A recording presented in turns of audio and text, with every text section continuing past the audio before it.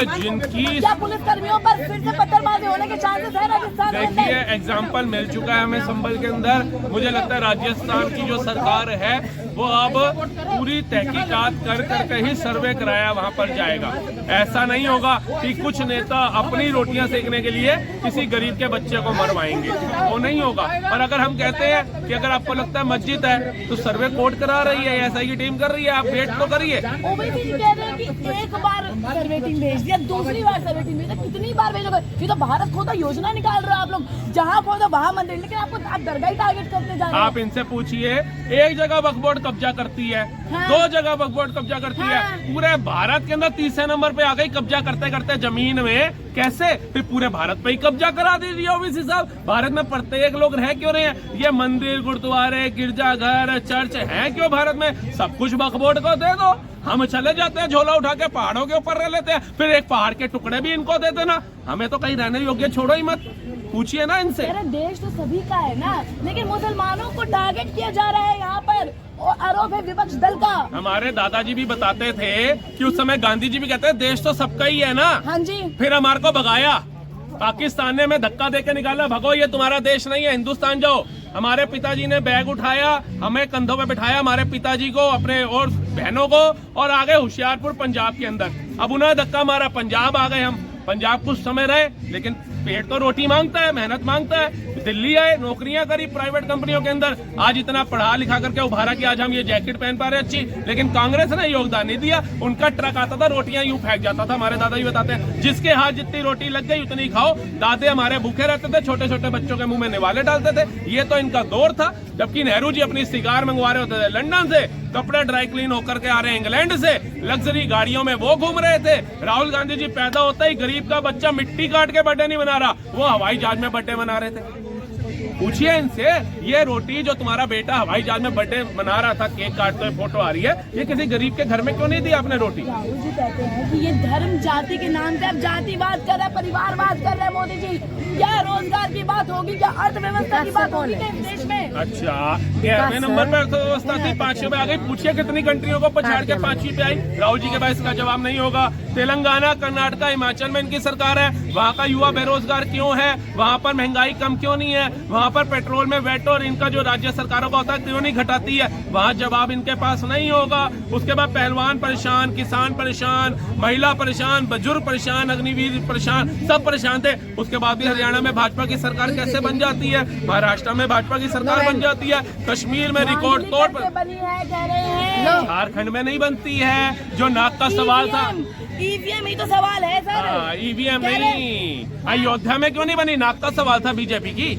अयोध्या की सीट हार गई। अयोध्या तो भाजपा सीट हार गई ना। हार गई ना, तो कितना खुश हो रहे थे, देखो राम मंदिर बना दिया इन्होंने, भाजपा हार गई। तो कहते कि धर्म के नाम पे वोट बैंक की राजनीति हो रही है। इनसे पूछो प्रियंका गांधी जीती खुश है ना खुश है? ये कहेंगे हम बहुत खुश है। तो वो ईवीएम से ही जीती है चुनाव, वो बैलेट पेपर से नहीं जीती है। मतलब जहाँ तुम जीत रहे हो वहाँ तो ईवीएम। भैया ये वही बात हो गई कि लड़की ने तुम्हें हाँ कर दी तो उसको आई लव यू बोल रहे हो, और लड़की मुकर गई तो बेवफा साबित कर दिया समाज में उसको। मतलब जहाँ ईवीएम तुम्हारी सही है वहाँ तो ओके काम करती है भाई साहब। झारखंड तो बल्ले बल्ले हो गई, पंजाब में बल्ले बल्ले हो गई, दिल्ली में बल्ले बल्ले हो गई है, तेलंगाना में बल्ले बल्ले हो गई, हिमाचल में बल्ले बल्ले, कर्नाटक में बल्ले बल्ले है, कश्मीर में बल्ले बल्ले। लेकिन जहां एमपी में हारते हो वहां ईवीएम में घपला है, हरियाणा में ईवीएम में घपला है, महाराष्ट्र में ईवीएम में घपला है, ठीक है जी। उसके बाद त्रिपुरा में घपला है, उड़ीसा में घपला है। मतलब एक बच्चा होता है ना, एक शक्ल होती है गंदे इंसान की, उससे पूछो भाई रोता क्यों है? कह रहा भैया रो नहीं रहा हूँ, जब से भाजपा आई है शक्ल ही ऐसी हो गई है।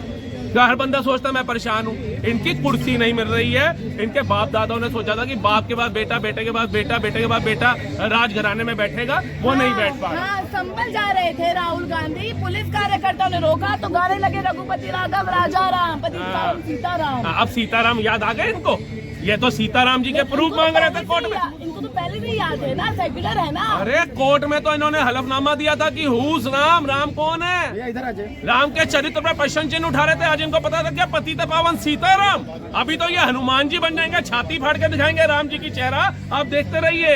बंगाल पे बोलना शुरू कर दिया इन्होंने, क्योंकि इनको समझ आ गई है हिंदू जाग रहा है, हिंदू एक हो रहा है। वो महाराष्ट्र चुनाव में पता चल गया, वो यूपी के 7 सीटों पे पता चल गया कि भैया हिंदू तो एक हो रहा था, मुसलमान भी इनके साथ ही हो लिया। मुसलमान को भी समझ आ गई सबका साथ सबका विकास चाहिए, हमें अपने बच्चों को पत्थरबाजी में भेज के मरवाना नहीं है। ये सत्य की जीत हो रही है, ये इनको हजम नहीं हो रही है। इनसे जाके पूछो कि जब भैया सर्वे करने आए थे राहुल गांधी जी साथ क्यों नहीं गए टीम के, गरीब का बच्चा क्यों मरा, पूछिए इनसे। वो ईंट पत्थर कहां से आए, सपा का सांसद कहां था, विधायक कहां था, ये वो नहीं बताएंगे, क्योंकि इनका काम है फूट डालो शासन करो। अंग्रेज की औलाद अंग्रेजी करेगा। महात्मा गांधी जी कहते रह गए स्वदेशी अपनाओ, स्वदेशी अपनाओ, स्वदेशी अपनाओ, और उन्हीं के कार्यकाल में बने प्रधानमंत्री का लड़का विदेशी महिला ले आया ब्याह करके, उसने देश का बंटाधार कर दिया। उसको कोई पूछने वाला है कि भैया जी बता दो सोनिया गांधी जी कि देश के अंदर 3 राज्यों में सरकार है, वहाँ महंगाई खत्म कब करा रही हो? जी जी जी जी अखिलेश यादव कहते हैं संबल पर कि संबल एक टाइम के लिए भाईचारे के लिए जाना जाता था, लेकिन यहाँ पर भाईचारे के नाम पे तो तुष्टिकरण की राजनीति चल रही है, भाईचारे को गोली मारी जा रही है। संबल के तो हम सुनते थे डाकू बड़े मशहूर होते थे। अच्छा, भाईचारा कब से मशहूर होने लग गया वहाँ, और भाईचारा इतना मशहूर हो गया, वो एसएसपी साहब चौधरी जी बोल तो रहे हैं, वहाँ पे उनकी वीडियो आई है कि भैया घर जाओ, कोई नहीं, अभी तो लोअर कोर्ट का मामला है, तुम्हारे पास समाधान है, हाई कोर्ट जाओ, सुप्रीम कोर्ट जाओ। अखिलेश यादव जी तो ये भी कहते हैं ना सर कि जो संबल में जो लोग 4 लोग जो बेघर हुए, सारा का सारा साजिश भाजपा सरकार का। योगी जी क्या करते हैं, बुलडोजर लेके आ जाते हैं, अपना बुलडोजर चला देते हैं, एनकाउंटर कर देते हैं। अरे क्या ये संविधान चलाने का तरीका है? मैडम मैं आपके इस पे बोल देता हूँ, ये मेरा डेबिट कार्ड है, इसके अंदर जितना कैश है अपने ईस्ट को साक्षी मान के ये सारा पैसा मैं देता हूँ। बाबरी के लिए जो जमीन मिली है ना, वहाँ मस्जिद बनवाए। ये अखिलेश यादव को पैसे की कमी है, ये हिंदू मुस्लिम करा के मरवा रहे हैं। राम मंदिर को बने 2 साल हो गए, इतना पैसा आ गया वहाँ पर। अच्छा। ये अभी तक मस्जिद तो बना नहीं पाए, और ये दूसरी मस्जिदों में भी हिंदू मुस्लिम को लड़वा रहे हैं। अरे अखिलेश जी तुम्हें पैसे की कमी है, ओबीसी साहब को पैसे की कमी है, राहुल गांधी को पैसे की कमी है, क्यों नहीं मस्जिद बना के देते? अगर आपको मस्जिद से इतना प्रेम है, आपको भाईचारे से इतना प्रेम है, जाओ बना करके दो, एक हिंदू मुस्लिम की मिसाल कायम करो। ये वो नहीं करेंगे, ये वहाँ पे अभी तक एक ईंट नहीं लगवा पाए, लेकिन इनको संबल की घटना पे रोना है। वहाँ 5-5 लाख रुपया बांटा है वोट बैंकिंग के चक्कर में, लेकिन बाबरी के लिए क्यों नहीं देते 5 लाख रुपया दान में? दीजिए, वहाँ एक दीवार तो खड़ी करवाओ, एक कमरा तो बनवाओ, वो नहीं बनवाएंगे ये। लेकिन हिंदू को मुसलमान से कैसे लड़वाना है, मुसलमान को हिंदू से कैसे लड़वाना है, ये इनसे अच्छा थी। राहुल जी कहते हैं कि धर्म जाति के नाम पे ही क्या होता रहेगा क्या? मतलब देश दुनिया में सिर्फ धर्म जाति के नाम पे ही मोदी जी विवाद करवा रहे हैं, उनके पास तो और कोई विकल्प ही नहीं है। कहाँ रोजगार है, कहाँ अर्थव्यवस्था है, बच्चे भूखे मर रहे हैं, यहाँ रोड एक्सप्रेसवे नहीं बन पा रहे हैं, इनॉग्रेशन नहीं हो पा रहा है, डेवलपमेंट नहीं हो पा रहा है, मतलब विकास ही नहीं हो पा रहा है भारतवर्ष में। ये डेवलपमेंट पता है किसको मानते हैं कि भैया राहुल भैया तो बन जाए प्रधानमंत्री, हाँ। अखिलेश भैया बन जाए गृह मंत्री, अच्छा। केजरीवाल बन जाए शिक्षा मंत्री, अरे। ममता बन जाए रेल मंत्री, अच्छा। तब होगा देश का विकास। तब होगा, जिन्होंने तब होगा सारी जिंदगी लूट के खा गए देश को, जी। सोने की चिड़िया कहने वाला देश हम किताबों में पढ़ते हैं, हमें तो चिड़िया ही लुप्त हो गई भारत से। अब आपने देखिए चिड़िया दिखती हो, ये चिड़िया भी खा गए, सोना तो छोड़ दीजिए, आज 100 टन सोना वापसी आ रहा है भारत में। मतलब आप कहना चाहते हैं कि जो मुगलों जो अंग्रेज भारत लूट के गए थे, इनमें इन लोगों का हाथ है, इनके पूर्वज का हाथ है। और कौन है आप ये बताइए? मुगल मुगल मुगल मुगल मुगल करते हैं ये कह रहे वो अजमेर शरीफ में भी तुम जा रहे हो शिव मंदिर के लिए, मोदी जी तो खुद वहाँ चादर देते थे, मोदी तो खुद चादर चढ़ाते थे। अरे मोदी चादर चढ़ाते थे, अमित शाह जी चढ़ाते थे, मैं कहता हूँ बाइडेन चढ़ाता था, जो भी चढ़ाता था। तो इसका मतलब क्या हो गया कि इतिहास बुला दिया जाए? मतलब मैं किसी की शादी में गया हूँ, 1100 रुपए सगन डाल के आ गया, तो लड़का लड़की की जिम्मेदारी मैं उठाऊंगा कि वो लड़का कैसे लड़की को पालेगा? वो मेरी जिम्मेदारी हो गई क्या? तथ्यों में जाइए, उनका बायोडाटा जांच आप करिए, आपकी बेटी है, आपका बेटा है, जांच कराइए, शादी कराइए। बता हम शादी में गए, हम 1100 का सगन डाल रहे हैं, जिम्मेवारी हमारी हो गई। अब मोदी जी ने अगर चादर चढ़ा दी तो मोदी जी की जिम्मेवारी हो जाएगी क्या वो मंदिर है या मस्जिद है? और हम तो कहते हैं कि भैया मस्जिद है या मंदिर, ये वक्त पर बता ही देंगे जब कोर्ट में खड़े होकर पत्थर गवाही देंगे। सरयू के बाद अभी यमुना का पानी भी खोले गया, और तुम बाबर बाबर करते हो, औरंगजेब भी हर हर महादेव बोलेगा। तो कहो थोड़ा सब्र तो रखे। जो चिन्मय दास की जो गिरफ्तारी है, कह रहे कानून मदद नहीं कर पा रहा, आपको क्या लग रहा है कि है क्या?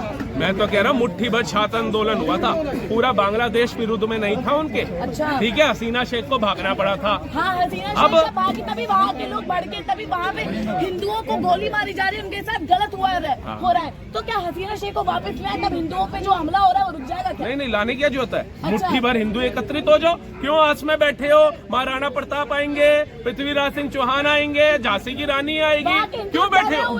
क्योंकि उन पर हमला हो रहा है। हाँ, माल कमा रहे थे बांग्लादेश में बैठ करके, तब नहीं डरे हुए थे। अच्छा। है? जब बंटवारा हुआ, भारत आने में घबरा रहे थे कि हम अपना मकान, अपनी फैक्ट्री, अपना कारखाना छोड़ के क्यों जाए भारत में, हम बांग्लादेश में सेकुलर बन के भाईचारा निभाएंगे, तब नहीं लग रहा था। आज जब मारे जा रहे हो, टारगेट हो रहे हो, तो तुम्हें आस लग रही है भारत के ऊपर। ये तो हिंदुओं का दिल अभी भी है कि भारत के तमाम हिंदू मेरे जैसे हो, आपके जैसे हो, सड़कों पे उतर गए हिंदुओं के लिए। लेकिन उस वक्त सोचना चाहिए था कि आपका, आपके परिवार की सुरक्षा भारत में हो सकती है और कहीं नहीं। और मुसलमान भी सुरक्षित भारत में है, 56 इस्लामिक कंट्री है। देख लीजिए, पाकिस्तान भूखा मर रहा है, तुर्की उसको आटा नहीं दे रहा, सऊदी उसको आटा नहीं दे रहा है, ईरान उसको आटा नहीं दे रहा, यमन उसको आटा नहीं दे रहा। क्यों नहीं दे रहा?